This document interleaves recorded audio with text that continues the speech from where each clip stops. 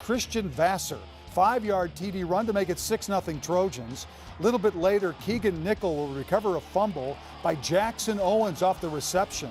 6-3 Wayzata at this point. All right, we'll pick this one up in the second quarter. Wayzata with a 6-3 lead until Tonka's Tamar Hopkins rips off a 65-yard touchdown run. The second lead change of the game gives Tonka a 10-6 advantage. Wayzata would answer with some trickery. The halfback pass. Alec Underhill to Nicholas Collerup makes it 12-10 Wayzata. To the second half we go. After Minnetonka retook the lead with a field goal, Wayzata answers again. Another touchdown pass to Collerup makes it 18-13 Trojans. Minnetonka answers. Ben Tolkinen punching in for a score. 20-18 Tonka. Wayzata answers again. Bennett Fragamini plunging in with 3:55 left. It's a 24-20 Wayzata lead. Would Minnetonka have one more answer left in them? The answer is yes. A 53-yard touchdown pass to Braden Fiske, and Minnetonka, they survive with a 27-24 win. What a great football game. Wayzata's a great football team, and just really proud of our players, how they kept hanging in there and had a lot of chances to quit, but they kept banging. Are you ready for this? Jordan Amundsen, nice run but loses the football. Recovered by Will Mostart of Lakeville North. It was that kind of night for EP, and this Will Mostart did everything. Cole Kramer to Dejan Wolf. 26-yard gain, EP's on the move. But here comes Mostart with the sack on the play of Kramer.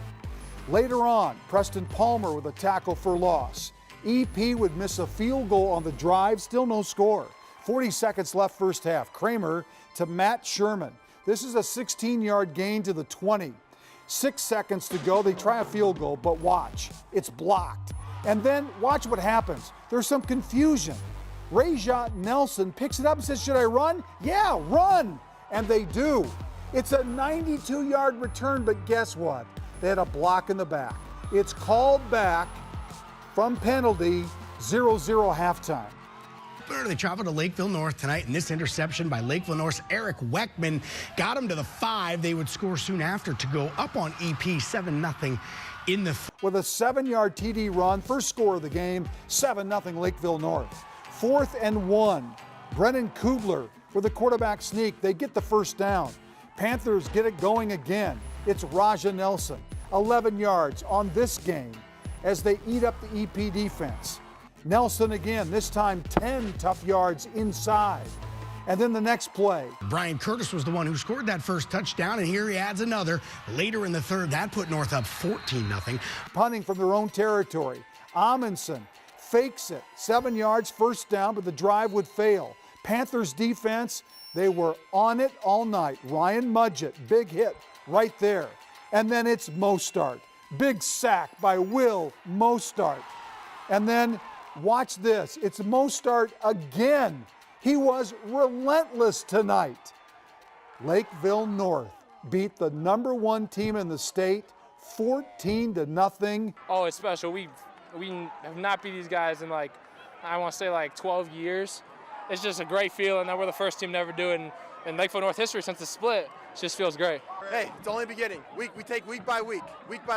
Everybody pays, and that's it. Yeah, coming back from losing to EP last year 2 times, coming back from the year before losing to EP, never beating EP. Hey, it's the time right here. We wanted to come in here, and we felt we could beat them.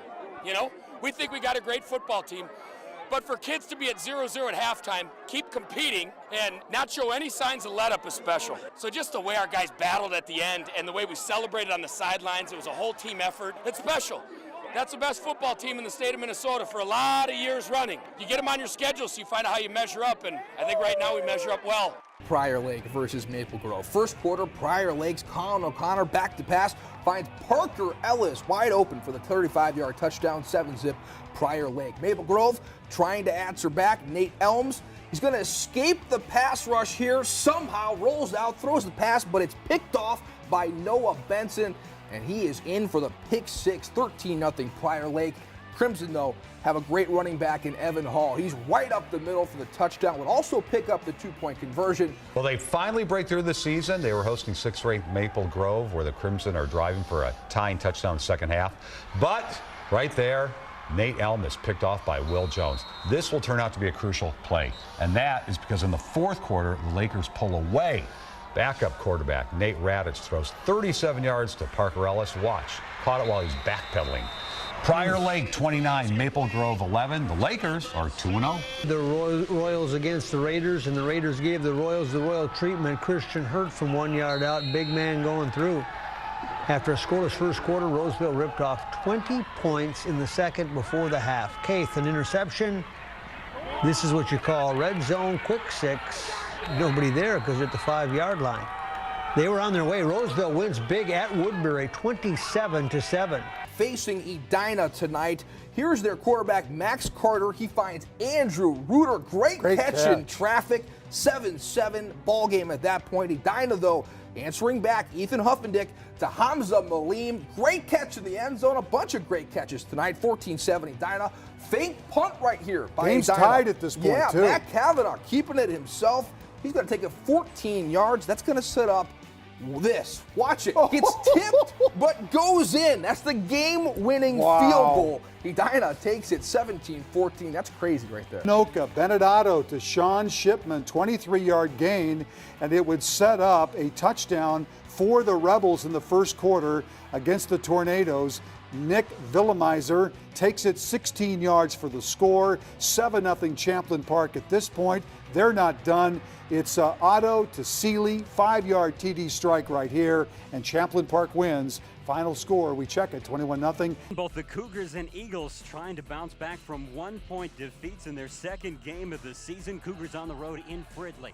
In the second quarter, after scoreless first, they find Carter Anderson in the back of the end zone. Connor Zolk connecting with him on a 9-yard touchdown. Later, Zolk to Anderson, this time 78 yards, and the score makes it a 14-0 Cougars lead. Looked like we'd head to the half with a 14-0 game, but answering back, Kolakowski finds Quick in the back of the end zone. They get 6 on the board. It's 14-6 at the break. In fact, that was all the scoring we'd need all night because the Cougars defense took over in the second half, led by C.J. Warren, who had the sack there. He and John Knoll helping coach Mike Diggins. And the Cougars get their first win of the season, 14-6. Before the game, congratulations to him. White Bear Lake, Reggie Dupree, 5-yard run, 7-0 at this point. Watch the touchdown catch. That's one-handed. Bryce Peters ties the game at 7. Anderson hits Peters again, 34 yards down to the 5. What a great catch. It sets up Zach Griebel. He'll take it in for the touchdown. Guess what? The Bears are 2-0. They win tonight over Osseo. Mounds View and Cretin. Here we go. Tony Underwood up the middle, 9 yards to the Mounds View 5. It would set up a Danny Callahan to Tyson Schilling touchdown to put Cretin up 25-14, and they go on to go 2-0. They win tonight over Mounds View. Football game, however, Andover. This is Agogo Ayafi, 20-yard touchdown off the screen pass. Andover's up 20-6 at this point. Nice run here for Rogers, Easton Miller, and the pitch to Hunter Stahl. Nice little game, but Rogers comes up short. Andover wins the football game. Now we go on to Orono on the road at Benilde-St. Marcus. First quarter, Matt Gugamos, interception. He's not done. Breaks not one, but 2 tackles on his way to the end zone for the pick 6. Second quarter now, Benilde's got a bunch of great sophomores. Here's one of them, Malik Robertson, inside that outside, 23-yard touchdown. Red Knights up 13-0, but back comes Orono. Nick Prentice, pretty pass to their big tight end, Jack Patterson. That puts the Spartans on the board, but Benilde comes back to win tonight, 21-16. We arrived at the Mahtomedi Park Cottage Grove game. The Zephyrs had in hand 20-0. Park did get on the board. That's Marshawn Campbell to Ashton Morrison for 6. But that was it, and that was certainly not enough. Mahtomedi over Park, 20-7. The Scots had to play Fridley, and did the Tigers make some plays? Caleb Blahab did it with his arm. One-on-one coverage. Casey Fisher keeps his concentration and turns it into 6 points. Then Blahab does it with his feet. A little misdirection, a little where is he? All of a sudden, a little he's got some open field, and he's got some more open field. He's athletic, and he takes this one to the house.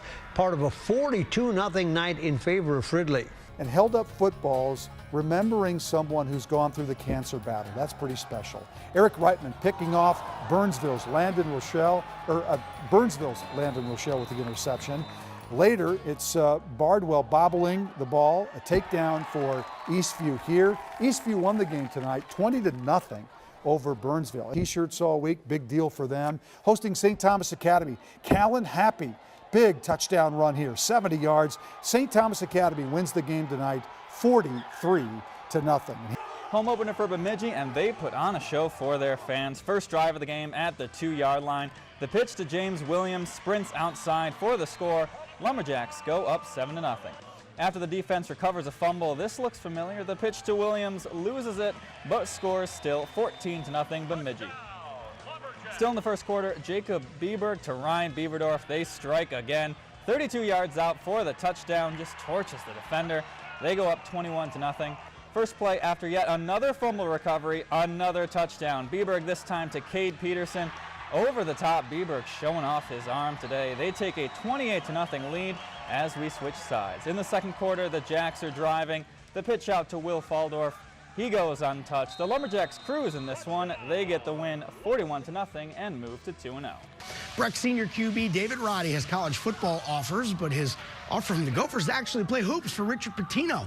Breck playing Minneapolis South, and Roddy goes 29 yards to Ethan Gould right into your living room. I made a 21-0 Breck in the first. Then in the second quarter, Roddy going up top again. Great touch from this kid. Kerrigan Marshall wins the jump ball in the end zone to make it 38-0 at halftime. Breck rolls 45-7. All right, let's jump back in. Forest Lake versus Coon Rapids. Third quarter, Troy Plesky is going to break off a nice 46-yard run. Gets taken down at the 11-yard line, but hey, when you start a drive with a guy and he gets you there, you might as well let him finish it. Plesky runs in for 11 yards for the touchdown. The next play, though, Forest Lake is going to go for the two-point conversion, and hey, they're going to get stopped. Coon Rapids, that's the difference tonight. They go on to win 21-19. Jefferson, Chanhassen, tackle cancers tonight. We always appreciate it. And this one was it was all Chanhassen for the most part. Third quarter, Rolando Alvarez, 26 right there, up the middle, breaks a few tackles. Nice tough running there for him. And later on, Matthew Boyum takes it in for about 3 yards out for the touchdown. Chanhassen, 28-17, the winner. How about Minneapolis North? They are so good. Eli Campbell up the middle, 1-yard run against St. Anthony, 6-0. A little later, Armand Dalton to Nasir El-Amin, 9-yard TD pass here. All Minneapolis North. Final score today as we check the scoreboard, 48-0 the final. Boy, they could have been pulling together. Yes. Central on the move, and they move it into the end zone. Nice drive. Kahai West with the touchdown. This one did go back and forth. Fun game. Jamar Nelson at the other end for the Millers. There he goes. But they came up short in the end. Central wins it 22-20. The Stars welcomed South St. Paul for their home opener. Second quarter, Rook Rowe finds Mitch Hendrickson down the seam for 32 yards, a scoring strike, 14-0 Holy Angels. On their next possession, Rowe puts up a bomb that Hendrickson happens to come down with at the 20. They would score again a few plays later. They go up 21-0. The Packers offense couldn't get anything going against the Stars D. Jackson Lures gets dragged down by a host of players for a 2-yard loss, and Holy Angel improves to 2-0, winning 28-6.